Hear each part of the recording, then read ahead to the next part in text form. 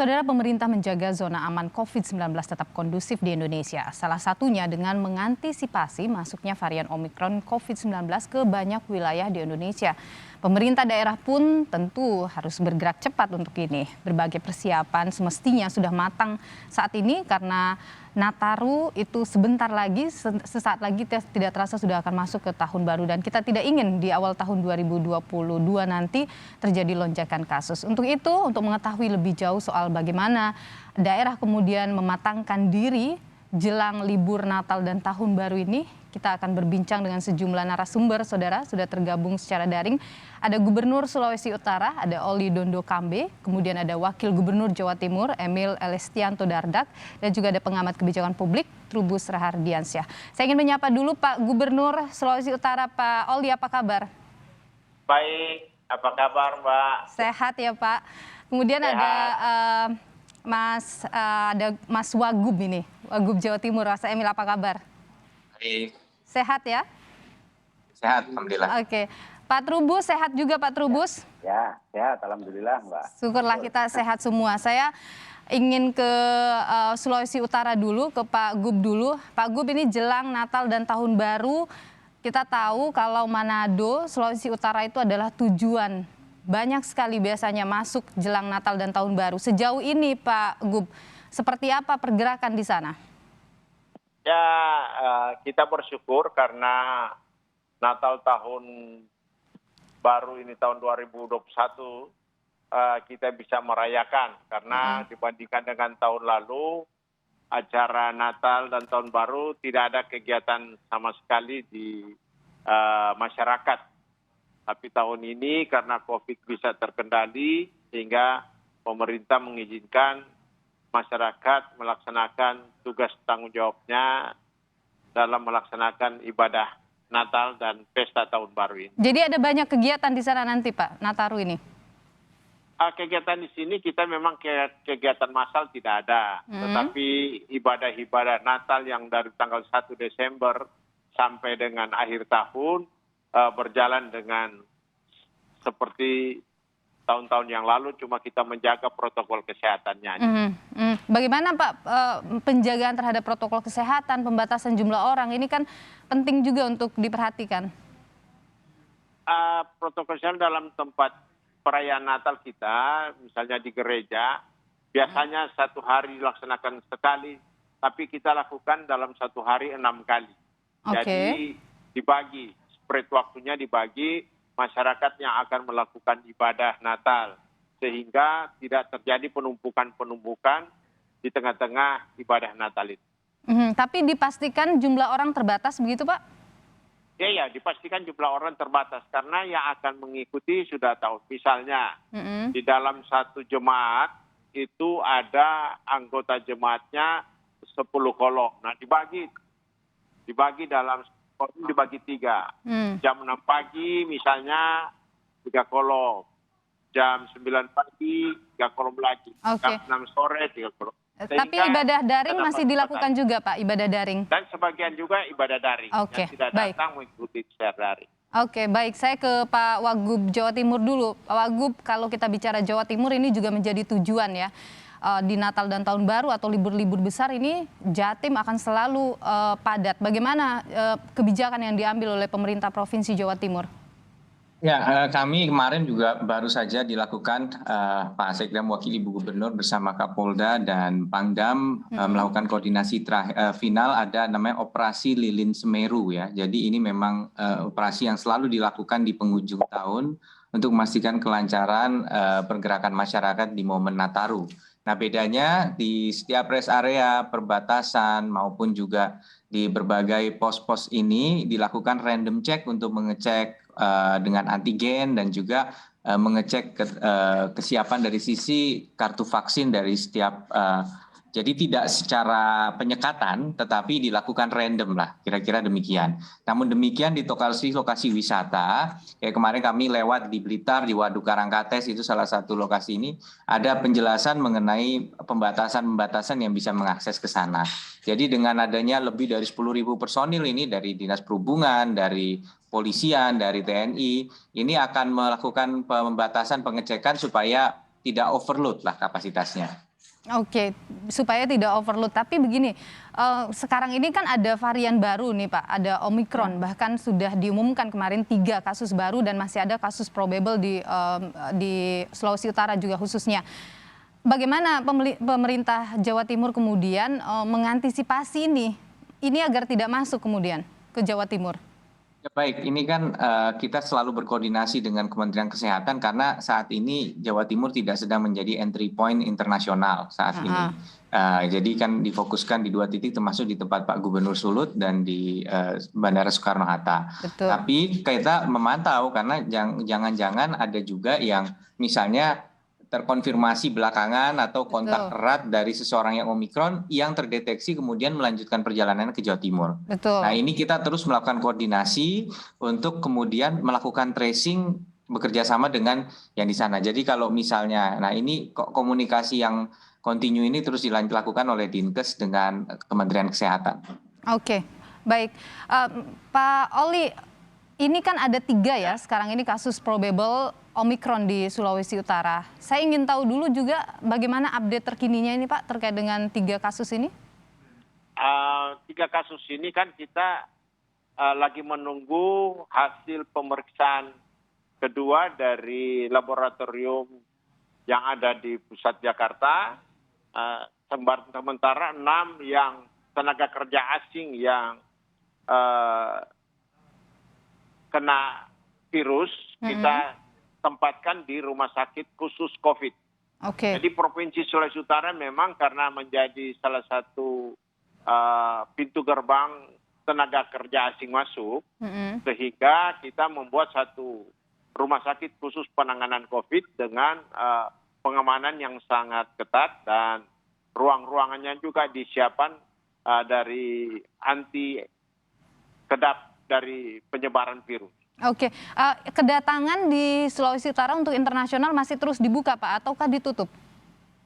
Sementara masih berjalan terus kedatangan di Provinsi Sulawesi Utara, baik tenaga kerja asing maupun pesawat dari Singapura, Scoot Air. Masih berjalan dengan biasa. Oke. Tapi pengetatan apa yang dilakukan untuk memastikan tidak lagi kebobolan dengan varian Omikron? Kita sudah panggil tour operator yang menangani tenaga kerja asing dari China ini untuk melakukan lebih antisipasi setiap kegiatan-kegiatan yang tenaga kerja yang akan masuk ke Sulawesi Utara. Karena selama ini sejak bulan Mei Bandara Samratulangi itu semua yang mendarat langsung kita antigen. Tapi kalau tenaga kerja asing itu penanganannya khusus. Oke, seperti apa? Mereka bukan cuma antigen. Mereka masuk ada jalur khusus sendiri, langsung di PCR. Nah, jadi pada saat itu pun kita langsung mengetahui apabila yang datang menggunakan pesawat dari luar negeri, apa dia terdampak atau tidak. Jadi jalurnya sendiri memang. Penanganan terhadap tenaga dari luar dan penanganan para domestik. Oke, saya ingin ke Pak Trubus dulu. Pak Trubus, Ya. 2 kepala daerah sudah memaparkan apa yang mereka lakukan untuk antisipasi jelang Nataru. Anda melihat kebijakan yang diambil ini memang tidak semua, tetapi setidaknya 2 daerah yang besar ini sudah cukup Anda lihat? Ya, menurut saya yang perlu ditambahkan dari kebijakan yang sudah disampaikan oleh 2 kepala daerah tadi, baik di Sulut maupun di Jawa Timur adalah bagaimana memperkuat kolaborasi dengan kepala daerah di lingkup bawahnya. Jadi kabupaten kota lah paling tidak. Itu kabupaten kota harus diperkuat lagi. Itu yang sangat perlu karena bagaimanapun juga masyarakat atau tempat-tempat berkumpulnya masyarakat itu ada di kabupaten kota kan. Jadi di situ biasanya tempat-tempat wisata itu terjadi tumplek-blek gitu ya. Artinya berkumpulnya di situ banyak sekali.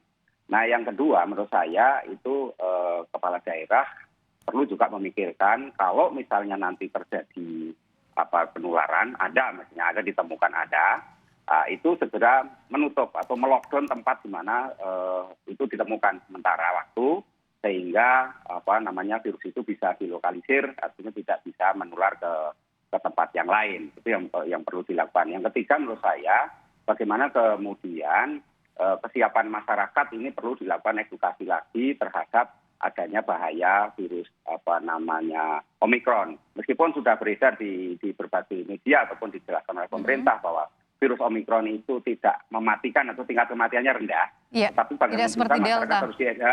Tapi masyarakat harus diedukasi, Mbak. Karena apa? Yang namanya sakit itu yang nggak enak. Gitu. Jadi jangan kemudian menganggap nanti karena nggak mematikan terus masyarakat dengan sesuka hati melakukan mobilitas. Yang terakhir menurut saya mobilitas itu hanya bisa dikendalikan melalui regulasi, Mbak. Direm pakai regulasi, aturan, dan sehingga di situ political will dari kepala daerah itu sangat menentukan di mana kemudian penularan dari Omikron ini bisa ditekan, gitu, dikendalikan. Dan kita punya pengalaman sebenarnya 2 kali Nataru. Yang pertama Nataru pada virus Wuhan itu terjadi lonjakan horor, kemudian yang kedua itu virus Delta juga horor. Nah ini makanya kita berharap ini nanti jangan sampai terulang kembali, gitu kan. Ini kan antisipasinya ke sana. Gitu. Pak Trubus, kita lihat pemerintah setelah Omikron masuk, pemerintah pusat juga belum mengambil kebijakan apakah kemudian tetap mencabut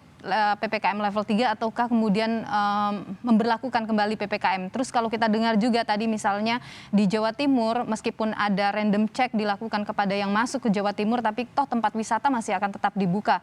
Meskipun sekali lagi ada pengawasan, tapi kan kita juga tahu ketika terlalu banyak masyarakat datang juga biasanya akan longgar begitu. Termasuk juga di Sulawesi Utara kegiatan-kegiatan juga masih berlangsung. Anda melihat ada celah nanti di sini, Pak Trubus? Iya, kalau melihat PPKM Nataru yang ditetapkan pemerintah dengan Mendagri 63 dan 65 itu memang kelihatan sangat longgar, Mbak. Karena longgar maka potensi terjadi penularan kan jadi tinggi, gitu. Dan mobilitas masyarakat yang tinggi pula itu juga terjadi interaksi langsung. Nah, meskipun demikian, memang ini harusnya pemerintah pusat mengubah aturan Mendagri itu atau aturan tentang PPKM setidaknya menuju ke level 3. Tetapi karena pemerintah sama ini belum, maka di sini inisiatif harus dilakukan oleh kepala daerah, Mbak. Jadi kepala daerah harus mengantisipasi sendiri di lingkup wilayahnya masing-masing. Karena apa? Karena sesungguhnya ketika nanti terjadi penularan itu harus disiapkan terutama yang terkait dengan infrastruktur, Mbak.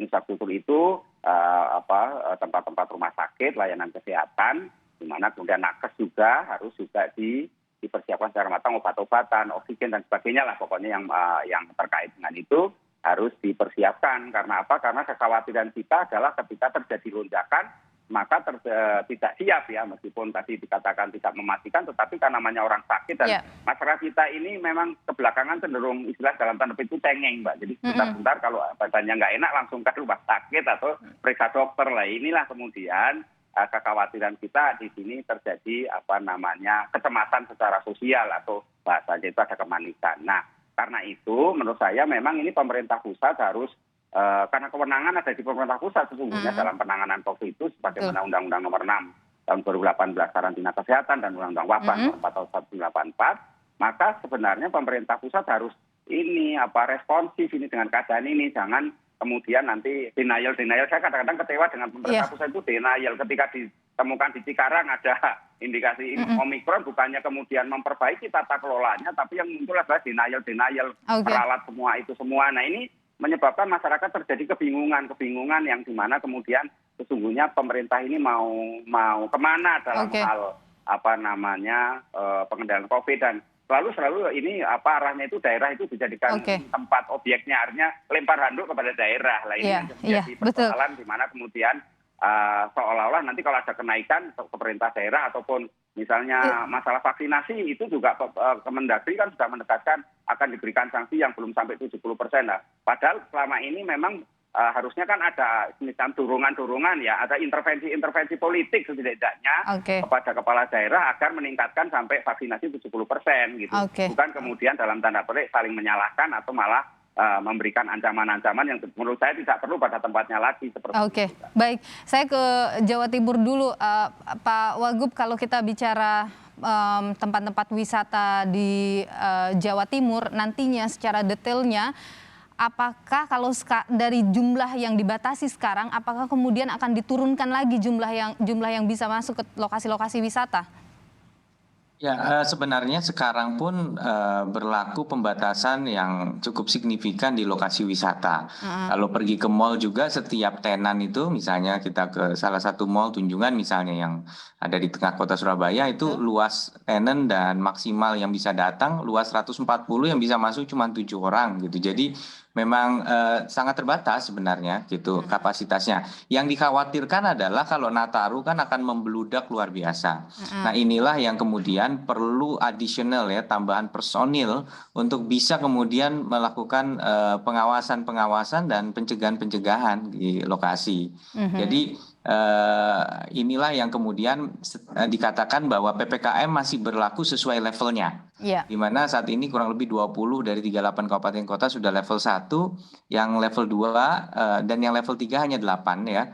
Tetapi itu pun sebenarnya disebabkan lebih banyak oleh vaksinasi dan bukan vaksinasi umum, tapi vaksinasi misalnya untuk lansia yang memang sangat challenging ya untuk vaksinasi lansia ini.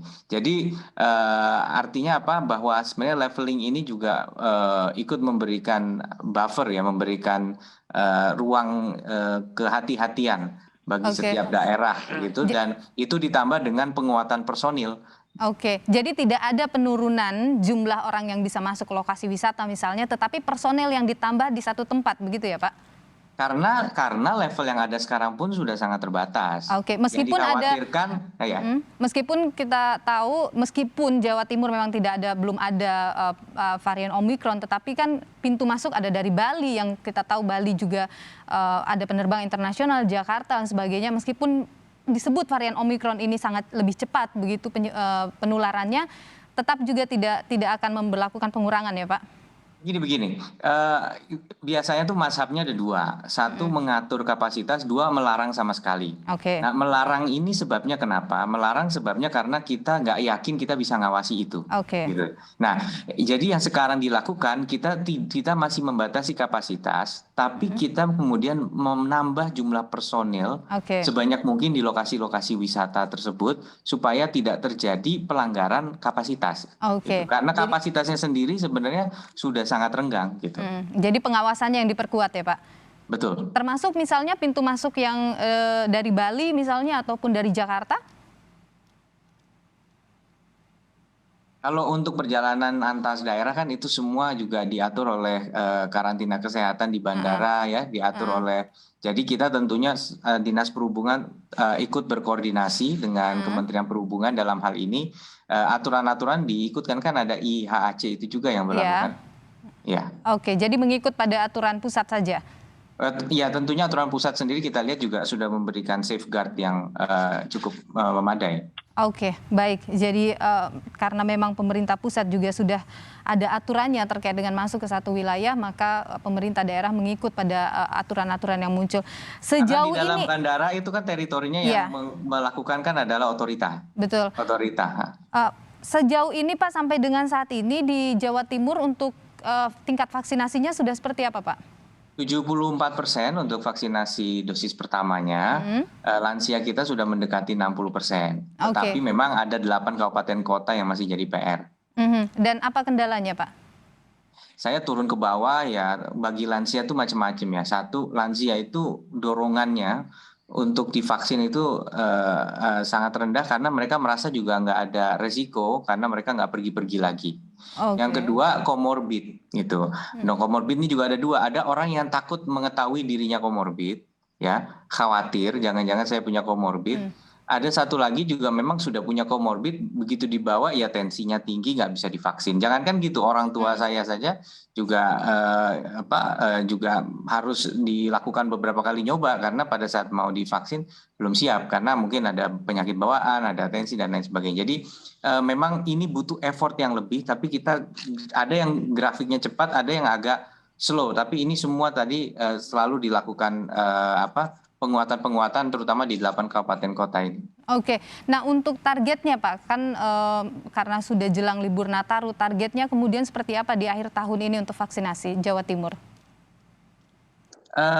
Ya, kita sudah di atas 74% ya. Jadi sekarang tinggal yang 8 kabupaten kota itu dan 60% untuk yang lansia. Tentu kita Terus ini juga sudah mau akhir tahun dan angka yang dicapai ini sudah angka yang sangat kami apresiasi dari kegigihan seluruh petugas di lapangan. Nah, harapan kita yang 8 kabupaten sih tepatnya ya, bukan kota itu bisa segera menyusul di dalam waktu dekat. Rate-nya naik, tapi bagi yang sudah, ini sekarang kita mulai masuk ke usia 6 sampai 11 tahun misalnya vaksinasi anak. Oke, yang 6 sampai 10 tahun sudah masuk berapa kabupaten Pak di Jawa Timur? Secara tersebar ya, angka ini masih terus kita rekap karena baru sekali kan ya dimulai. Bu Gubernur juga sudah meninjau ke beberapa kabupaten menggunakan vaksin Sinovac ya untuk yang 6 sampai 11. Contohnya di Kota Surabaya, di Sidoarjo itu juga sudah melaksanakan. Nah, ini angka ini secara pelan-pelan terus kita genjot karena kita juga masih mengimbangi dengan vaksinasi kepada kategori umum. Oke, tapi stok vaksin aman ya Pak Wagub ya? Sejauh ini belum ada laporan terkait kendala stok vaksin, cuman gini karena mulai ada merek-merek ini dan ini menariknya gitu. Dulu orang ragu dengan Sinovac, sekarang merek lain mereka nggak maunya Sinovac gitu kadang-kadang beberapa. Jadi akhirnya kan ya ini gitu kita harus jadi sekarang meyakinkan orang untuk mau divaksin iya, tapi mereka milih. Nah ini. Oke.